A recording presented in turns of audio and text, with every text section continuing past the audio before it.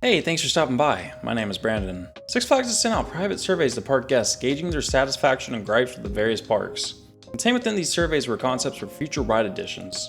Some scoff when they see these ride concepts and pretentiously proclaim, "Don't be silly, it'll never happen." Thing is, we have very recent proof of these concepts coming to life. Alpine Fury at Canada's Wonderland and Siren's Curse at Cedar Point first appeared as concepts in ride surveys. Roughly 2 years later, you're able to ride both of these in their respective parks. There's a good chance Six Flags has shown us what they're going to put in their parks.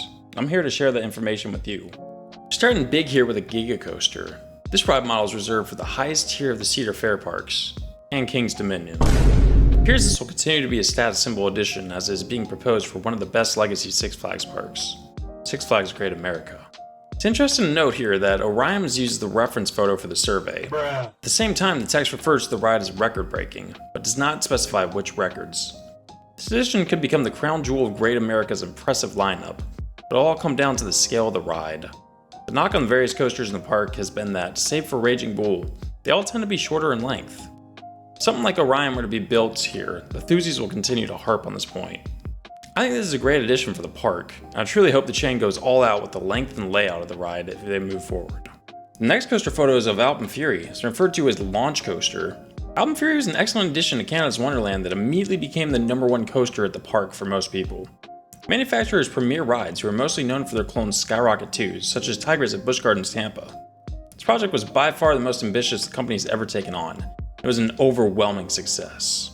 The punchy launches were sorely lacking in Canada's Wonderland, with the only launches being the ones found on Backlot Stunt Coaster. The now iconic image of the coaster bursting out of Wonder Mountain is massive for the park skyline, and an appreciated homage to Volcano at King's Dominion. Two parks that had this model in their surveys were Carowinds and Six Flags Over Georgia. This ride's a perfect fit for both parks, as neither park had particularly intense launches in their lineup. The only downside to see with this model are the uncomfortable trains and the smaller capacity. It's problematic at a major destination like Canada's Wonderland, but may not be such a big issue at Over Georgia and Carowinds. These parks draw smaller crowds on average compared to Canada's Wonderland. The worst capacity does not feel as bad. Trains will hopefully be updated as Premier gets more work and sells more models. If you've enjoyed this video so far, I'd ask if you consider subscribing and leaving a like.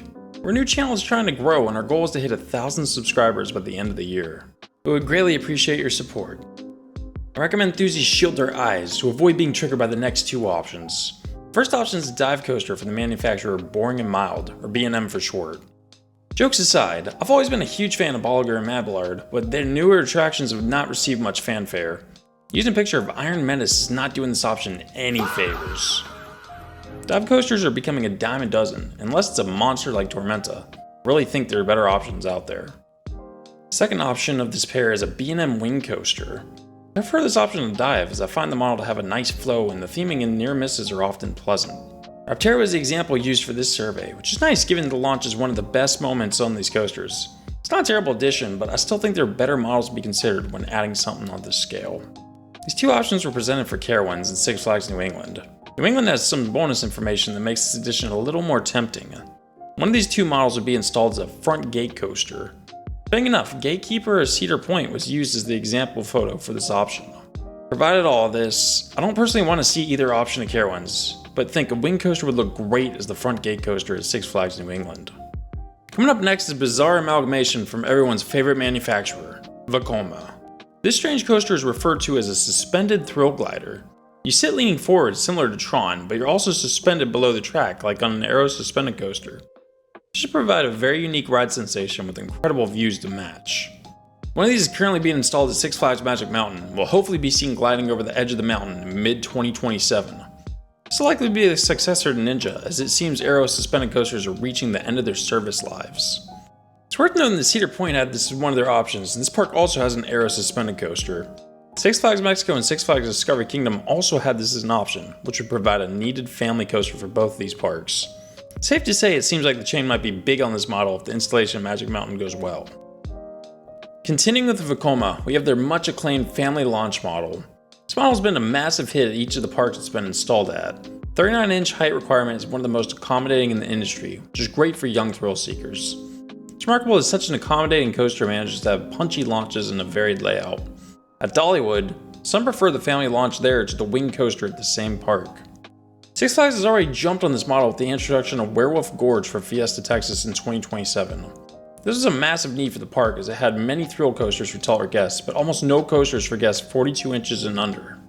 This addition is very exciting as the concept video shows heavy theming throughout the layout. This is not typical for Six Flags additions, but could be huge if it's done for more rides in the chain moving forward.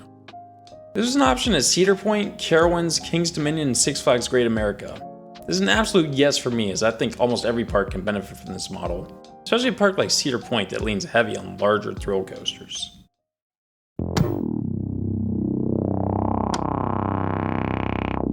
Final option for this video is the absolutely imposing Ghost Rider launch coaster from Vekoma. Newer Vekoma thrill coasters have looked incredible with layouts that flow from element to element seamlessly. This model looks like one of their finest with an incredible sequence of elements. The powerful straight launch into the hop hatch should provide sustained ejector airtime. Drop into the double roll should give similar force to Gwazi's death roll. The camelback should provide sustained airtime. Even the rise into the brake run should give a quick pop. It's not clear if this specific model will be chosen or if it just happens to be the photo Six Flags used to represent Vekoma launch coasters in general. Parks that had this coaster on their survey were Knott's Berry Farm, Kings Island, and Six Flags Magic Mountain. Fans won't want to hear this, but this specific model would be the perfect accelerator replacement if it ended up at Knott's.